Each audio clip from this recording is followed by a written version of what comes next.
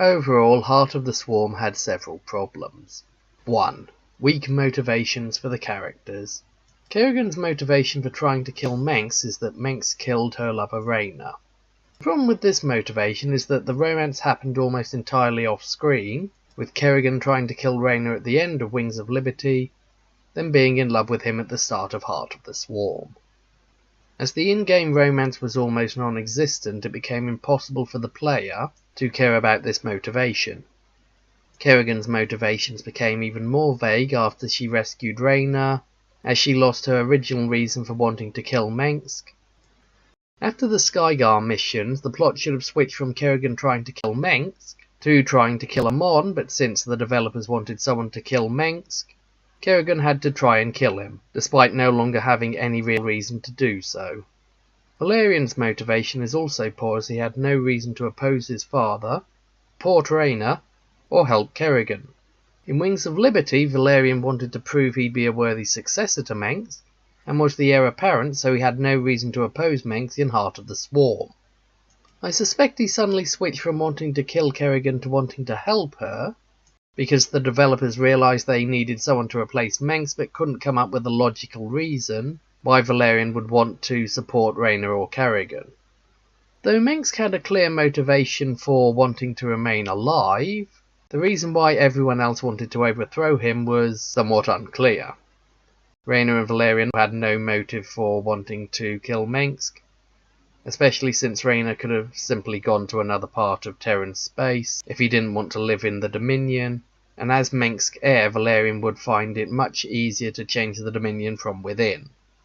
The only character with a clear motivation was Kerrigan, who was seeking revenge for Rayna's death. But once Rayna was shown to be alive, even Kerrigan's motive disappeared. It should be noted that most of the secondary characters did have valid and consistent motivations. Abatha wanted to make units, Zagar wanted to become a better leader, the Hacker wanted essence, and Stukov wanted to lead military campaigns. 2. Weak plot. The plot of Heart of the Swarm was driven almost entirely by Kerrigan's desire for revenge against Manx. Unfortunately, revenge plots usually have basic stories which leave little room for plot twists or theme exploration, and Heart of the Swarm is no exception, since even after Rayna is revealed to be alive, Kerrigan doesn't stop trying to overthrow Manx despite her reason for wanting to do this no longer existing.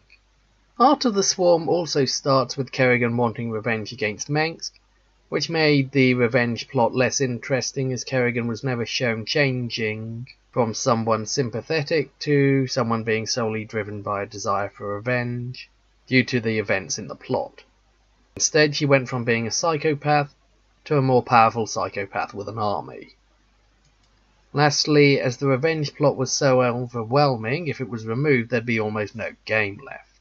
By contrast, in Wings of Liberty you could remove all the missions about overthrowing Manx, and still have a game about helping people escape the Zerg, gathering resources for spectres, learning about a prophecy, and building an artifact.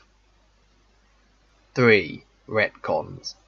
On Xeris, they retconned the Zerg's origins by making the Overmind the tool of Amon, which resulted in a plot hole since Amon was alive when he left Xeris with the Zerg, yet died later for unknown reasons.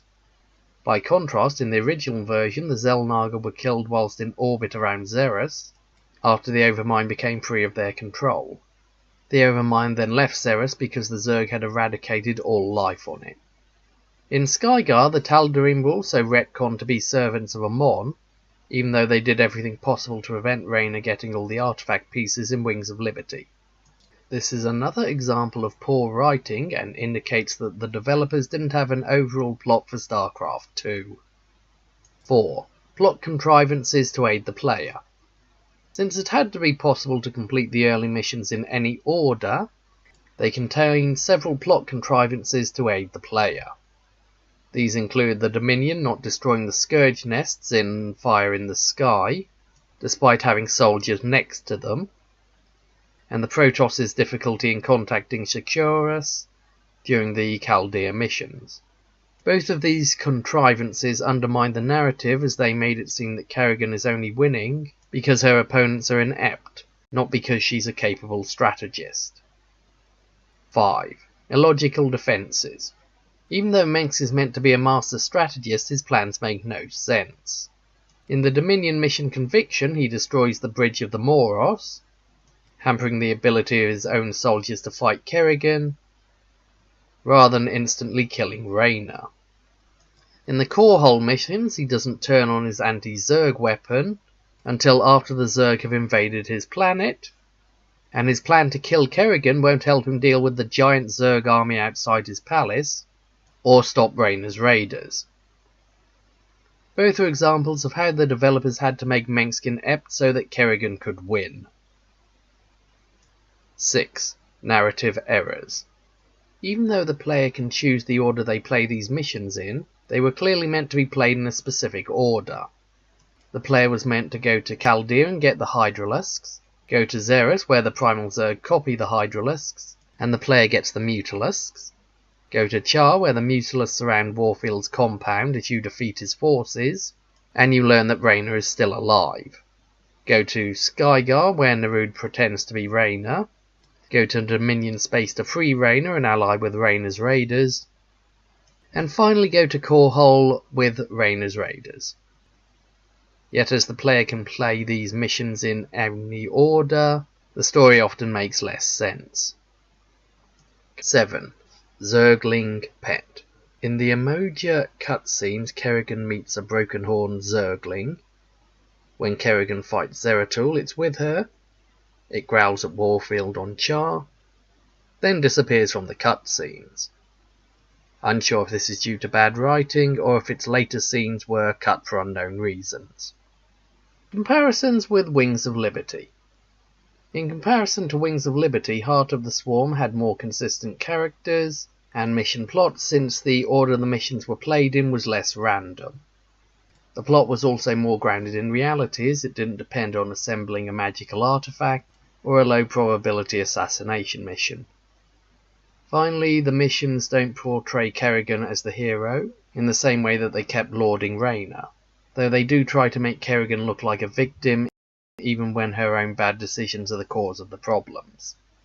However, Heart of the Swarm's revenge plot meant that there was less mission variety, as most missions were against the Terran Dominion, whereas Reyna fought a variety of enemies while trying to complete a variety of contracts. Kerrigan is also so overpowered that it becomes possible to complete entire missions using only her, negating any reason to build up an army. Conclusion. In conclusion, Heart of the Swarm has better character motivations and more consistent characters, but the plot is still weak and Kerrigan is so overpowered that she removes most of the strategy. In my opinion, this game is slightly worse than Wings of Liberty for these reasons. So, who's up for Legacy of the Void?